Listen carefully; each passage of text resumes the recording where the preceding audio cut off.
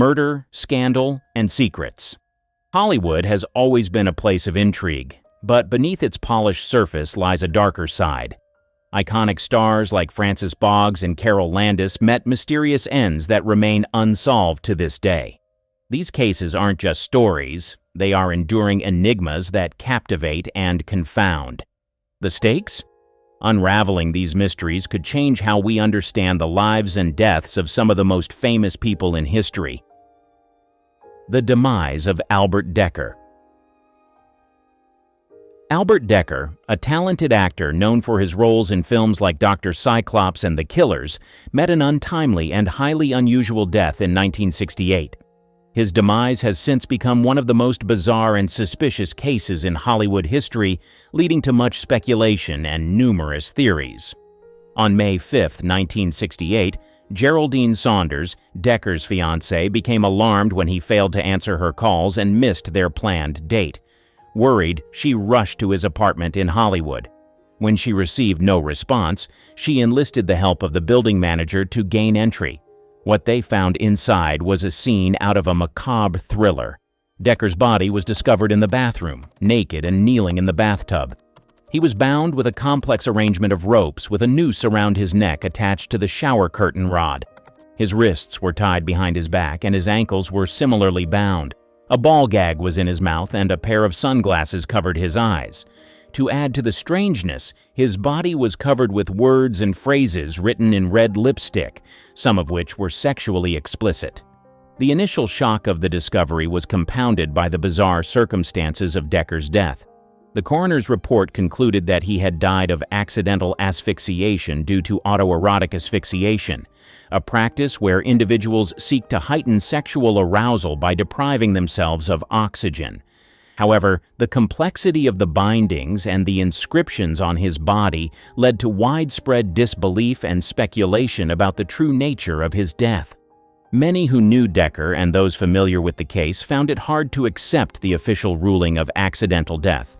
Several points fueled the doubts.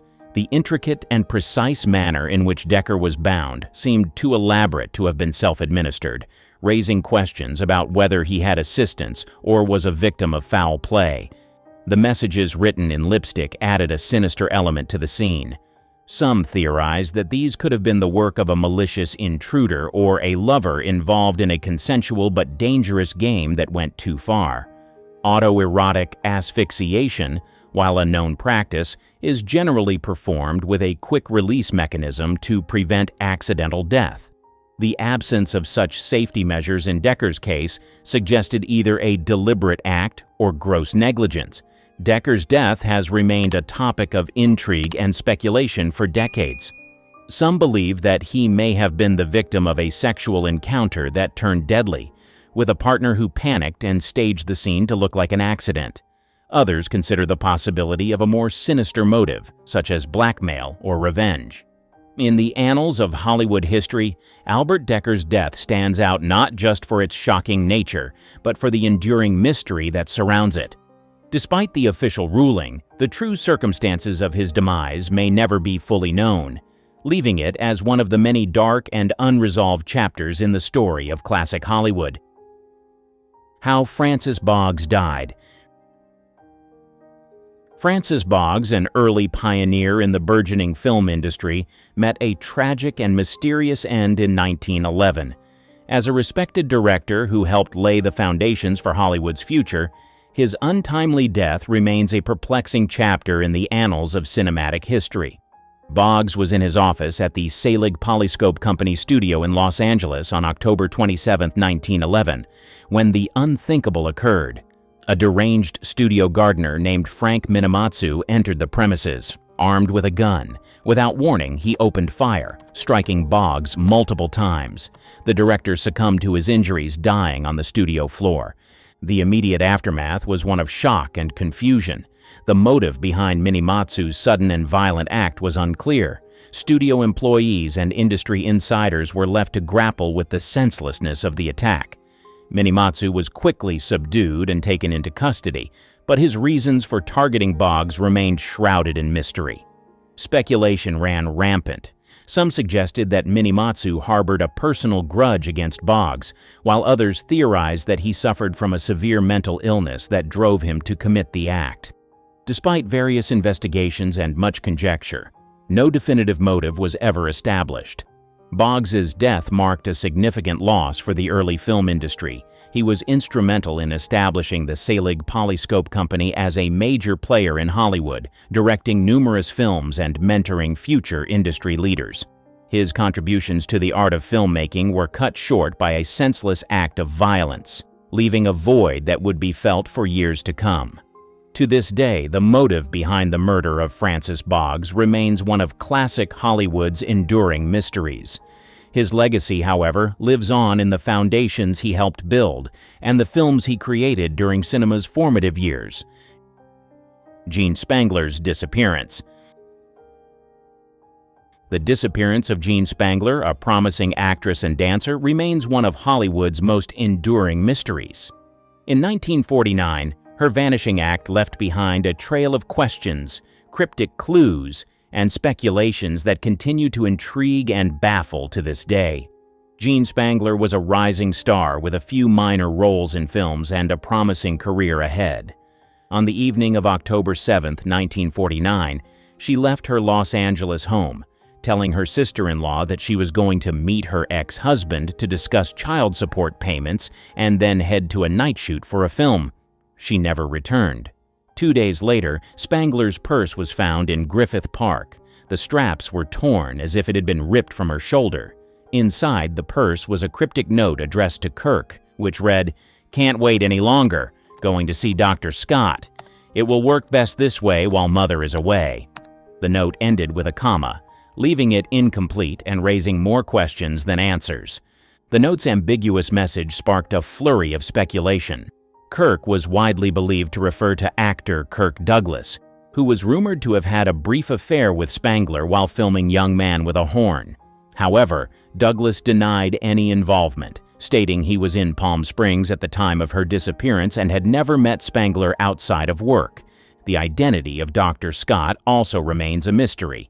Despite extensive investigations, no one by that name could be linked to Spangler, leading to theories that he could have been a clandestine abortionist. At the time, illegal abortions were common and often dangerous, suggesting that Spangler might have sought one out. Despite the extensive searches and numerous theories, Gene Spangler was never found. Some believe she fell victim to foul play, possibly connected to the underworld of illegal abortions. Others think she might have been involved in a love affair gone wrong or a Hollywood scandal that led to her demise. Adding to the mystery, Spangler's ex-husband and several other men she had been associated with were investigated, but no evidence ever pointed to their involvement.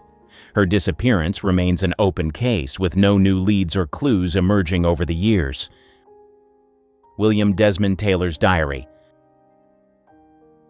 The murder of William Desmond Taylor, a prominent director in the silent film era, remains one of Hollywood's most infamous unsolved cases. While the mystery of his death has captivated true crime enthusiasts and film historians alike, another intriguing aspect of the case is the rumored existence and subsequent disappearance of Taylor's diary. William Desmond Taylor was found dead in his Los Angeles bungalow on February 1, 1922. The circumstances surrounding his murder were suspicious and sensational, involving numerous Hollywood figures and fueling widespread speculation. Among the myriads of rumors and theories that emerged in the aftermath of his death was the existence of a detailed diary allegedly kept by Taylor. According to various sources, Taylor's diary was said to contain personal reflections, daily activities, and intimate details about his relationships and interactions within the Hollywood community. Given Taylor's position and connections, such a document would have been invaluable in shedding light on his personal life and possibly identifying his murderer. Despite extensive searches, the diary was never found. This absence only deepened the mystery surrounding Taylor's death. Some speculated that the diary might have been taken from the crime scene by someone who wanted to protect their own secrets or avoid scandal. Others suggested that it was destroyed to eliminate incriminating evidence. The rumored diary became a focal point in the investigation, with various individuals coming under scrutiny. Mabel Normand, a popular actress and close friend of Taylor, was one of the last people to see him alive. She was questioned extensively, but no diary surfaced. Mary Miles Minter, another actress rumored to have been romantically involved with Taylor, also faced intense scrutiny. Her mother, Charlotte Shelby, was even considered a suspect in the murder. Despite these investigations, no concrete evidence linking them to the missing diary or the murder was ever found. The disappearance of Taylor's diary has led to numerous theories. Some believe that a powerful figure in Hollywood, possibly someone with influence over the studios or the police, orchestrated the diary's removal to cover up a scandal or protect the reputation of a star. Others think that the diary might have contained information about Taylor's own activities that could have tarnished his image or revealed secrets about Hollywood's elite. Did Thelma Carpenter really drown herself? Thelma Carpenter, an actress and singer renowned for her vibrant personality and remarkable talent, met an untimely and tragic end in 1979. Officially ruled a suicide by drowning, the circumstances of her death have been plagued by inconsistencies, leading some to suspect foul play. Born in Brooklyn, New York, Thelma Carpenter began her career as a singer, captivating audiences with her powerful voice and dynamic stage presence. She transitioned into acting, earning acclaim for her performances on both stage and screen. Despite her professional success, Carpenter's personal life was marked by periods of turmoil and struggle. On October 14, 1979, Carpenter's body was found in her apartment in Manhattan. The initial investigation concluded that she had drowned in her bathtub, and her death was quickly ruled a suicide. The authorities pointed to her ongoing battles with depression and personal issues as factors contributing to this tragic end. However, as details of the case emerged, several inconsistencies began to surface, casting doubt on the initial ruling. Friends and family members were shocked by the suicide ruling, insisting that Carpenter had shown no signs of suicidal intent. They described her as optimistic about her future, with ongoing projects and plans that seemed to contradict the notion of suicide. Adding to the mystery were the physical circumstances of her death. The autopsy revealed certain anomalies that were not typical of a drowning. There were no clear signs of a struggle, but some bruising on her body suggested possible foul play. Additionally, the positioning of her body and the amount of water in the bathtub raised questions about how she could have drowned without any defensive injuries or significant water in her lungs. Further complicating the case were reports of Carpenter receiving threats and feeling unsafe in the weeks leading up to her death. These threats were allegedly linked to her involvement in a contentious legal dispute over property and finances. Despite these reports, the investigation into her death did not thoroughly explore these angles, leaving many questions unanswered. Speculation about Carpenter's death also extended to potential professional rivalries and personal vendettas. As a prominent figure in the entertainment industry, she had navigated a world rife with competition and intrigue. Some theorize that her death might have been orchestrated by someone with a motive to silence or intimidate her. What happened to Patricia Douglas? Patricia Douglas's harrowing experience at an MGM party in 1937 thrust her into the spotlight as a symbol of resistance against the dark underbelly of Hollywood's golden age. Her brave decision to speak out against her assailant marked a pivotal moment in the industry's history. Yet, her subsequent disappearance has left her story shrouded in mystery and unanswered questions. In 1937, Douglas was a young, aspiring actress invited to a lavish MGM party at a ranch in California. During the event, she was brutally abused by an MGM salesman. Shockingly, instead of receiving support, Douglas faced attempts to cover up the incident by powerful figures within the studio. Despite this, she courageously decided to take legal action against her attacker, becoming one of the first women in Hollywood to publicly accuse someone of sexual assault. Douglas's case garnered significant media attention and sparked a national conversation about the treatment of women in the entertainment industry. Her willingness to confront the system earned her admiration from women's rights advocates and prompted others to come forward with their own stories of abuse and exploitation. However, following the initial flurry of publicity surrounding her case, Douglas mysteriously vanished from public view. Despite her groundbreaking efforts to seek justice and bring attention to the pervasive issues of sexual misconduct in Hollywood, little is known about her life in the years that followed. Her disappearance has led to speculation and theories ranging from possible threats or intimidation to voluntary withdrawal from the public eye due to the trauma and scrutiny she faced. David Bacon's tragic demise. An actor celebrated for his roles in films such as the masked Marvel serial, David Bacon met a tragic and mysterious end in 1943. His lifeless body was discovered stabbed to death in his car, a grim discovery that left investigators and the public grappling for answers. To this day, the circumstances surrounding his death remain unresolved, with no clear motive or suspects identified. Born in Barnstable, Massachusetts, David Bacon had established himself as a versatile actor in Hollywood during the 1940s. His talents were showcased in various films, including his notable portrayal in The Masked Marvel, which catapulted him into the spotlight of serial cinema. On September 12, 1943, Bacon's life took a tragic turn when his body was found in his car, parked near a Las Vegas hotel. He had been stabbed multiple times, a brutal and inexplicable act of violence that shook the entertainment industry and his admirers alike. The investigation into Bacon's death yielded little in the way of conclusive evidence or leads. Authorities struggled to establish a clear motive for the murder, as Bacon was not known to have enemies or be involved in any contentious disputes. His personal life, once scrutinized for clues, did not uncover any apparent conflicts or reasons that would have led to such a violent end. Despite intensive efforts by law enforcement at the time, including interviews with acquaintances and associates, no suspects were identified, and the case eventually grew cold. Over the years, various theories have surfaced, ranging from personal vendettas to random acts of violence, yet none have provided definitive answers. David Bacon's untimely death remains a haunting mystery in Hollywood's history. The unresolved nature of the case continues to intrigue and perplex, leaving his family, friends, and fans yearning for closure and justice. What really happened to Ted Healey?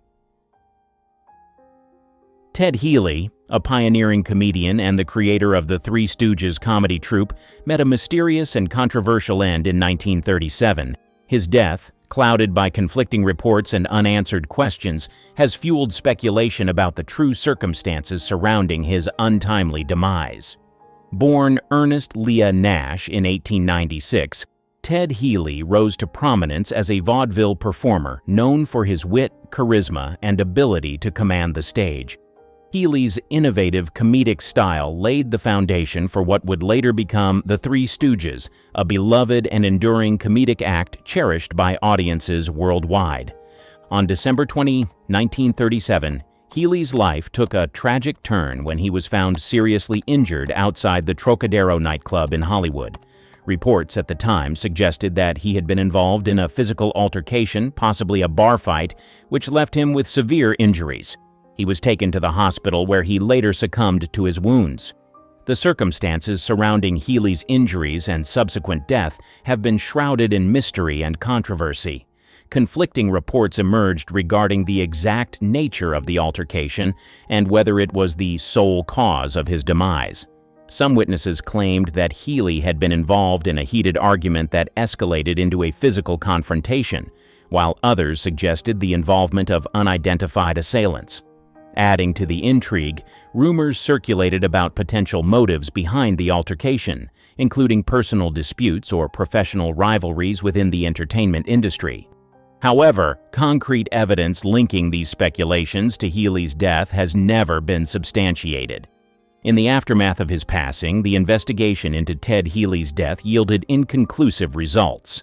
Official reports cited the cause of death as complications from the injuries sustained during the altercation, yet questions lingered about the events leading up to that fateful night.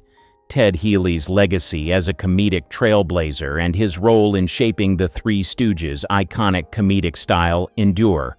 overshadowed by the unresolved mystery surrounding his final moments.